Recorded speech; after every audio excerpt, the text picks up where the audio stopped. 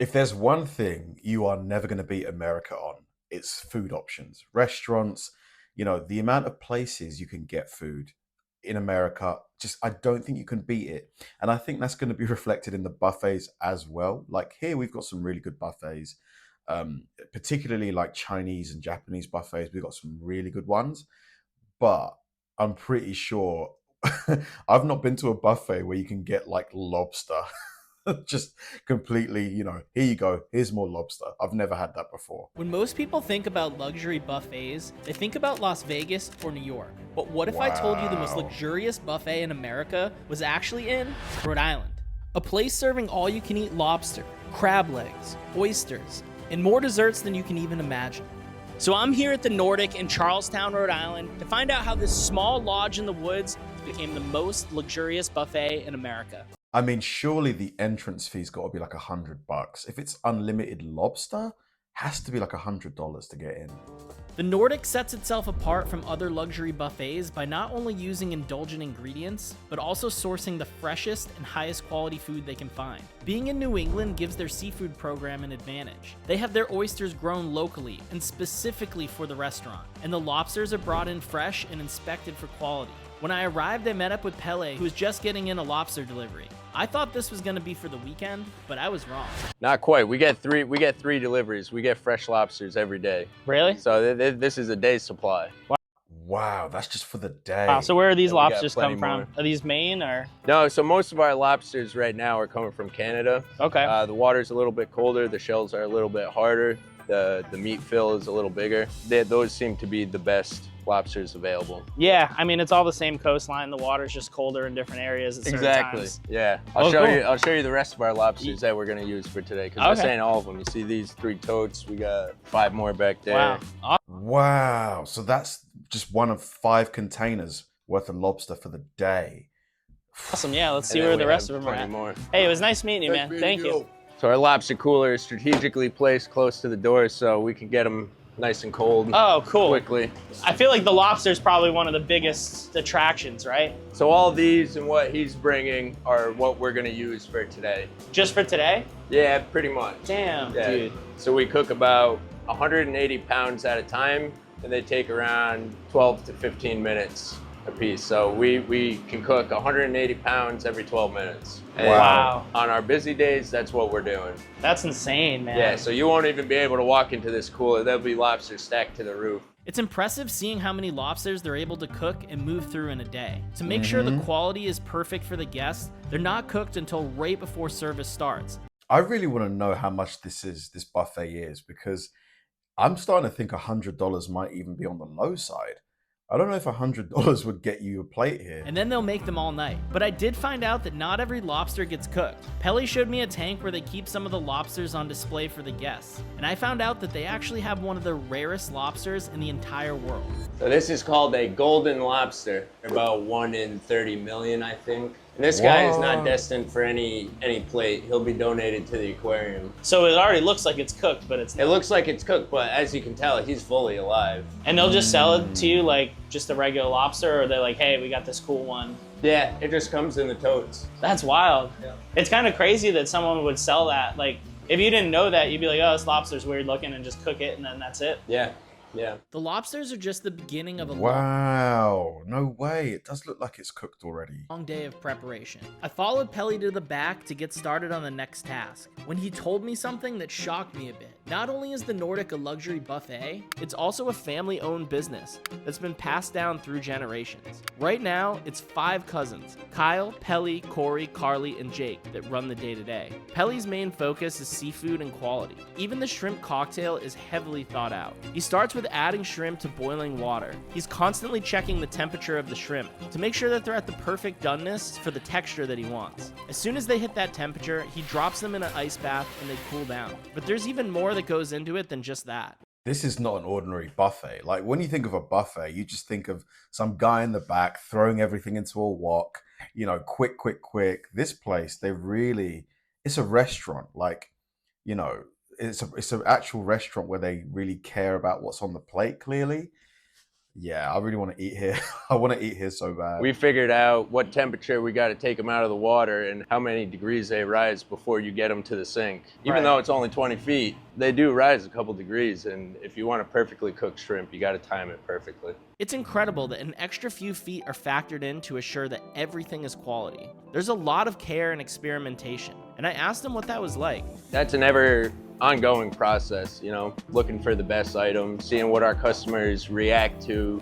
We try to serve the best, however hard it is to get, however hard it is to source, and that's what we found with these black tigers. How does that feel for you? I mean, you guys have this family-run business. You're working with your cousins and your aunts and uncles and everything. And is there like a certain pride in that where like, hey, this isn't some chain, this isn't, you know, some run-of-the-mill thing. You guys sort of have the opportunity to really focus on the quality. Yeah, we have a lot of creative freedom. You know, we're not bound by obligations and, you know, a group of people running the restaurant. We run the restaurant, and we're also 100% hands-on. So we have a good feel for what our customers like, what they want. The ability to have the freedom to make decisions and experiment has given them the unique opportunity to really focus in on the quality. And some of that comes from generational learning. Watching my dad work, my dad used to do this same exact job, so I kind of stepped in his shoes. We're born into it, you know? So it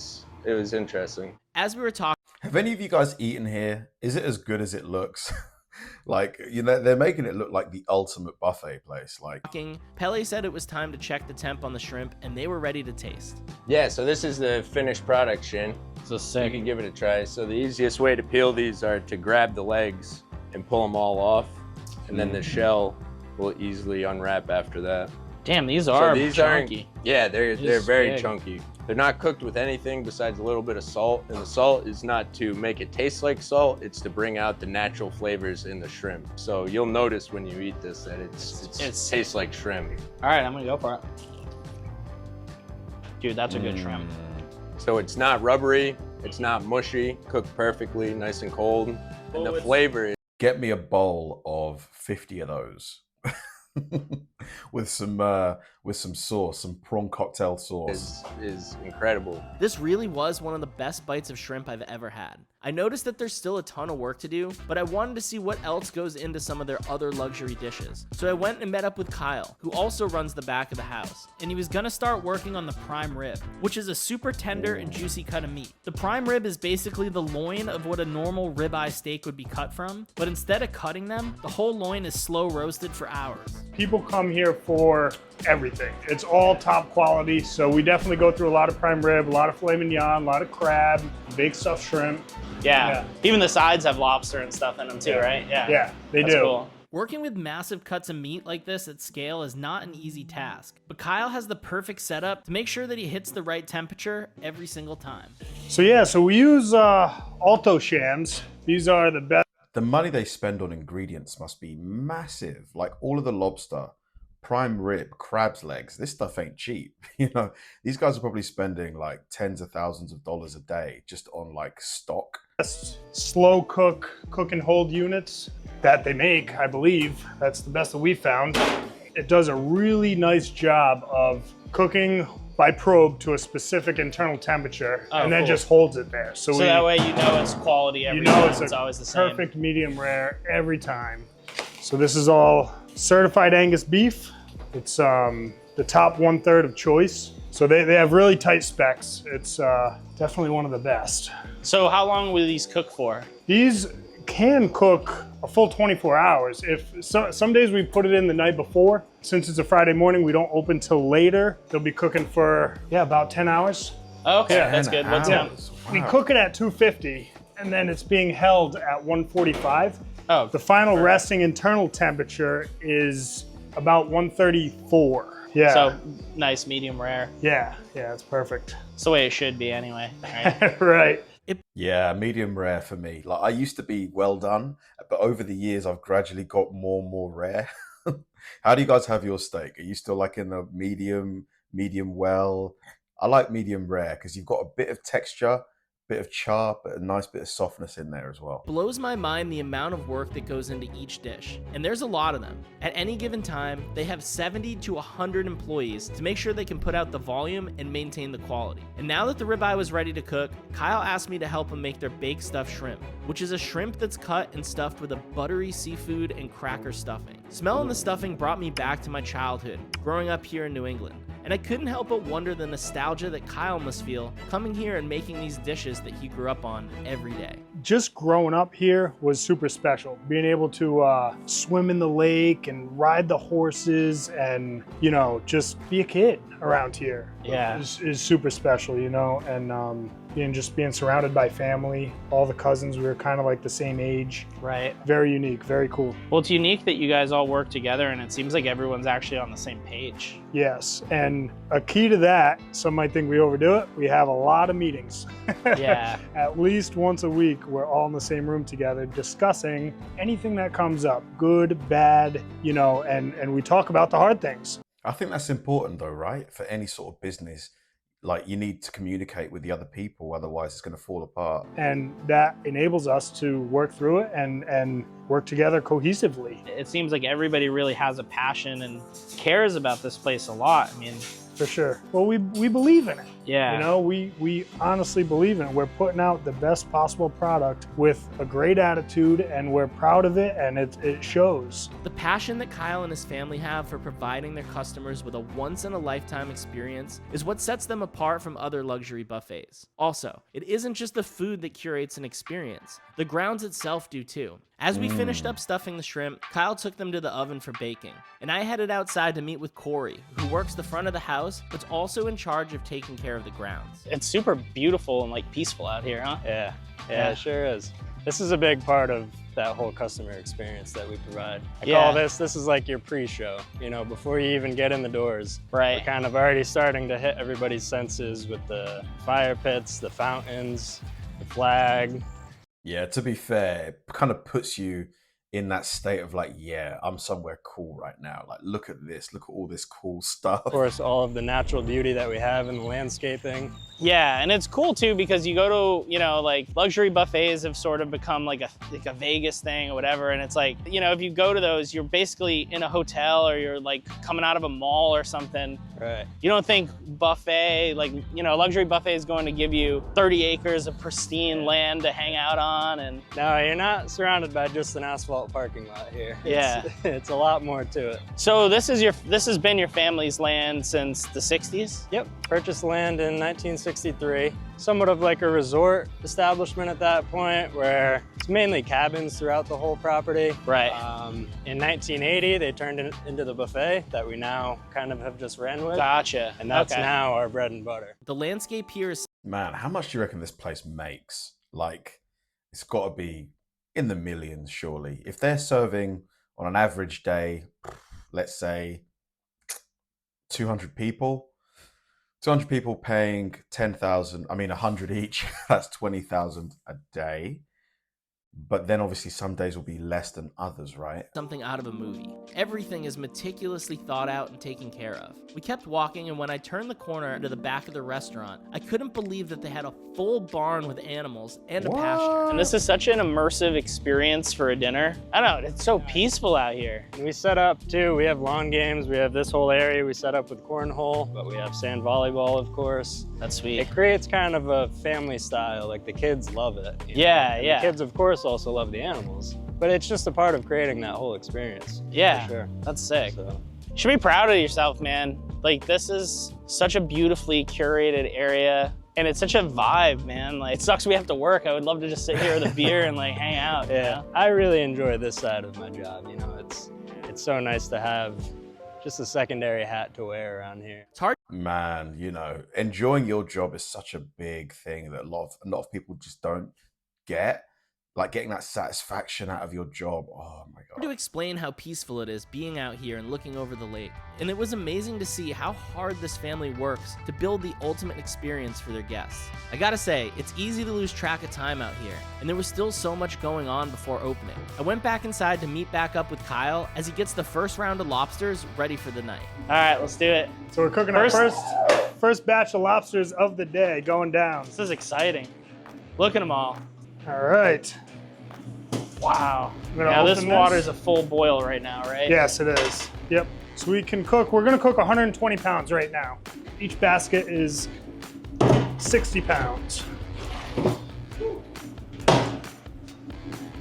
It takes about 18 minutes for the lobsters to cook. I was told that this batch would only last 30 minutes at most on the line. What? 30 minutes? So basically gone as soon as it's ready. Lobster's the biggest draw because they source them from Maine and Canada, which is the best quality lobster in the entire world. After the 18 minutes is up, it's time to pull them out. These lobsters are ready to go.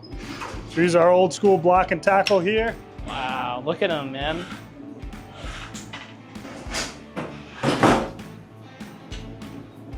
All right, what's that? Woo. Dang, it must be hot sitting next to this thing all night. Yeah, we do have good ACs back here for them. So we're gonna pan them up and put them in the warmers, which are in the back here. Oh, okay, cool. And it'll just keep them warm until time for service. And I mean, they're all so fresh. Like we cook like this literally every 20 minutes all night long. Yeah. So you're never getting anything that's been sitting around. Now that it was getting closer to But how do they know how many to make? Because like if they end up with a bunch of lobster that's not eaten, what do they do with that? I mean, I suppose you could turn it into something else, like, you know, macaroni and cheese with lobster, I suppose. service, the team was in crunch time, getting everything ready to open. Kyle still had one other luxury ticket item he had to take care of. We walked over to the meat service area to cut fresh filet mignon steaks. So that's your whole tenderloin. And we break it down right here. Just every day we cut our own steaks, and then we use any of the cutoffs for our teriyaki tenderloin tips. He starts by removing the silver skin and trimming the fat. Then using his hands, he separates the muscle. And the top part is the filet mignon. There's a lot of labor that goes into this, and I was wondering how many they serve per night. Hundreds. Yeah. Yeah. Wow. So it's $140 per person, right? Okay, we finally have the price. $140 per person. You know what? I think that's actually not bad. I don't think it's that bad. What do you guys think? If you're getting unlimited lobster, unlimited filet mignon, unlimited prime rib, unlimited king crab, I think for sure it's worth it. I think it's worth it. To eat here, It is. that's an insane deal. Does that include drinks though? Does that include booze? If that includes booze, oh my God, that is a deal. If you think about it, right? We're right near the ocean, southern Rhode Island. Most places might have a twin lobster special for 70 bucks, maybe, if you're lucky, 65, 70 bucks. And then you can come here for 140. You could eat $140 worth of lobster and with a fillet in one little plate. The only people that I hear say like, oh, I could never eat my money's worth are people that have never been. Right, You never get that comment with people leaving the restaurant. Look, $140 is a lot of money. However, if you're looking at the quality, Wow, look at the quality of the food. Oh my God, guys, is this not? Look at this. Oh my God, my stomach, guys. I would eat everything on this table within an hour, all of it. and the quantity of food, I'm shocked that it isn't more. Not to mention the labor that goes into creating this meal. Kyle says that they cut these steaks fresh every single day before service, and when a customer wants one, they throw it on the grill to their preferred doneness. Even though this is a regular day for Kyle and his cousins, there really is a legacy that's been built here of quality and quantity. And I thought about what it must be like to be in their shoes, having to take over the most luxurious buffet in America and keeping it going at the same standard, if not better, as their parents. I asked him if he felt any pressure.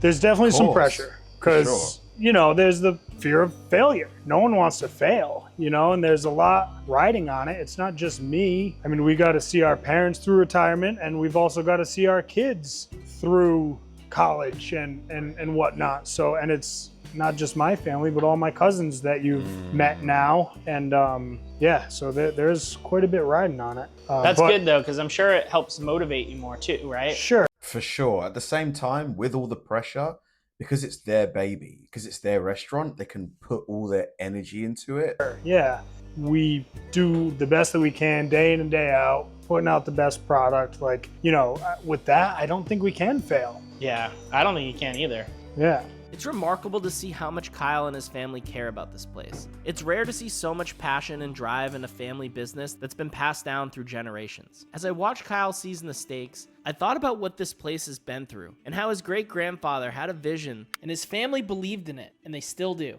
I wanted to learn more about what it was like in the early days. So I met up with Kyle's Aunt Lisa, who's been here since it started. Well, this is my grandfather, and this is my mom and dad, and they used to vacation down a little bit further down on the pond. They lived in New York and they used to vacation up here, and they saw this little piece of property for sale back in 1963, and they thought, let's leave the city and make something of this country living. And back in 63, you know, that was priced way so competitively compared to now. If you were trying to buy a similar, you know, property on the water. Started out as kind of like a summer camp. There were little cabins and cottages dotted along the property. So the restaurant was born from feeding those people, kind of like a bed and breakfast type of thing. Oh, cool. How was it for you growing up here and seeing this thing turn into what it turned into? Well, it certainly has changed a lot over the years. You know, when I was a kid, the last mile was a dirt road. And I'm not even just saying that, it literally was a dirt road. And the property wasn't nearly as developed as it is now. So it has physically changed in a lot of, you know, in a lot of ways. One cool thing is that even though the cabins are gone, they've been able to repurpose some of them into functional buildings for the restaurant. Lisa walked me over to what is now their outdoor kitchen. This is one of our satellite kitchens that we use primarily for servicing our a la carte menu, which is offered down by the lake. Wow, you know a restaurant is busy when they need multiple kitchens to satisfy the different customers. Usually a restaurant has just one big kitchen, don't they? Right. This space used to be a cabin. That's so cool. So people would Yes. come from different areas and stay here for the summer or a week or... Absolutely. This building has been here for 50 years or whatever, and back in the day it was used as a rental, and we have since repurposed it into a kitchen that we needed. That's really cool. Yeah. It's fun to think about like the history. You know, people were spending their time here in the summers and building their memories, and now you've grown it into something different, but also something that does the same thing. That must be interesting. Obviously, you've been here through the whole growth, but I'm sure it hits you every once in a while, like, oh, like a certain memory or a certain time. Oh, definitely, definitely. You know, Mother's Day, Father's Day, parents' birthdays, things like that. I tend to reminisce about how they would be feeling about what they have created. Right, you know, yeah. The foundation that they started, and now, you know, I'm about to retire. You know, we have this new generation that's coming up, and they're going to be taking over, and we're extremely proud of them and their capabilities. They're going to bring this place to even higher heights than we ever imagined. Man, that's the dream, you know, like her dad or uncle or whatever started this business, handed it to her. She's handing it to her kids and, you know, nieces and nephews. And if they do well, they'll just continue to hand it and it'll get bigger and bigger. Like, that's the dream, man, you know, to like leave your own mark and stuff. It's got to be so cool. Like, Imagine. It's incredible what this family's been able to build and continue to build, and that Lisa got to see so much of it. Her whole childhood and life was spent on these grounds, with her parents, with her kids, and now she's on the cusp of retirement. I couldn't imagine all the emotions in making a decision like that. How do you feel about retiring? Is that a hard thing for you to make that choice? It would be, with the exception of the one thing, and that is that I know it's going to very good and capable hands. Yeah. If it wasn't for that, I think it would be much harder. But it's time. Yeah. It's time to move on and let the kids, you know, like I said, take this place to the next level. Right. That's, you know, they're very capable of that, and I'm excited to see what they can do with it. Yeah, I think they're gonna do great. It's Yeah. just talking with everybody, you can feel the energy and the passion that they have for this. And There's no question. yeah, No it's question. incredible. Yeah. You guys should be really proud. Thank you. As I finished my conversation with Lisa, we walked back and the team was putting together the final touches for opening service.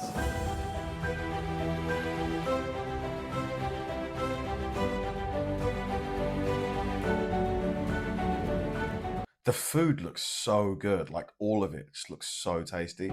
The time had finally come for me to hit the buffet with Kyle, and it was overwhelming. There was lobster, snow crabs, lobster mac and cheese, bacon wrapped scallops, stuffed shrimp, prime rib, filet mignon, a full raw bar with locally sourced oysters, clams, and the shrimp cocktail we made earlier. There were so many choices. I don't think you could try all of them in one go. I headed to my table with full plates, and it was finally time to eat. Wow. All right. I don't know where to start, dude. Here we are. This is crazy. Have you worked up an appetite? Yeah, I'm starving, man. I really want to try. I mean, look at that. Where in your life have you seen a plate like this in a buffet? I have never in my life seen a plate like this in a buffet. The shrimp that we made earlier. Do you want to have one? Sure. Can I find out if I did as good as, Let's as do you? it. That actually might be one you made, but this one might be one I made because this is These too look much stuffing, great. probably. So how would you go after one of these? So I just kind of bite it right up to where that tail is, and then the rest Go is after it. garbage. All right, Yeah. let's do it. That seafood stuffing is great. This one's definitely one I made because there's way too much stuffing on top of it. So the lobsters, what's the best way to go in it if you've never done it? So in your napkin there, you're gonna find a cracker with the rest of your silverware. Cool. That's an important tool for the trade right here. I start by just twisting the tail off. So I actually dispose of the whole body. I'll take the claws off as well. Yeah, I'm not a fan of the innard stuff. Yeah, Some yeah. people are Yep. do that. Get So rid of that whole part that of the can body. go on its own. Yep. So back to the tail. We'll snap these fins off. Back to right. Yep. Look at that. Nice chunk of meat right there. Put some butter on there. Ooh. Your fork is actually a great tool to kind of get right in there. And then nice. in one fell swoop, you can get the whole. I'm going a little bit of butter, but not too Give it much. a dunk. Oh my God. That's a good lobster. Oh. Texture's perfect too. That's great. Oh. Fresh as you can get. Yeah. As someone who grew up here, I can say not all lobster tastes the same, and this is some of the best quality lobster you can get. I had to try the oysters next, which are one of my favorite things on the planet. They're everything you want an oyster to be: salty, briny, and the right texture. Next up was the prime rib. It was a perfect medium rare, and as soon as you took a bite, it just melted in your mouth. I was blown away at how good this food was. And as I sat there and Dude. I'm actually so jealous, man. I would destroy everything. There wouldn't be a morsel of food left on any of these plates. indulging in my meal, I couldn't help but notice how busy it was. And what it must feel like for Kyle and his cousins, putting in this work and having their family pass this down to them. It must be a big moment for all of you, you know, when your family sees you as like an equal that can run and maybe even do better than they did. Yeah. That's an understatement. Yeah, you gonna celebrate a little bit when you step in, or? Want to just carry on the legacy. That's the best thing that we can do, is just continue to provide the best food, the best service, the beautiful grounds, and just the best customer experience, the best guest experience possible. And if we can do that, then we know we'll be successful. As I was eating, I felt grateful that I got to have this experience. The food here is once in a lifetime for many people, and the family takes that responsibility seriously. This isn't just some money grab. These people care, and what they're building is more than a restaurant. Man, that place, I need to, it's on my list now. So the Nordic in Rhode Island, I will go to this place. Rhode Island isn't that far either from the UK. I think it's straight across the Atlantic. It's similar to going to New York, so I could make this happen. That $140, yes, it's not cheap.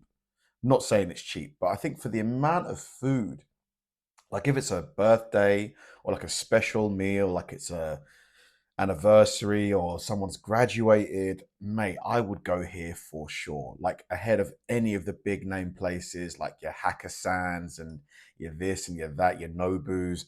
I much prefer somewhere like this because just the amount of different stuff you can get. Thanks for watching, guys. If you enjoyed the videos, please like and subscribe, and I'll see you in the next one.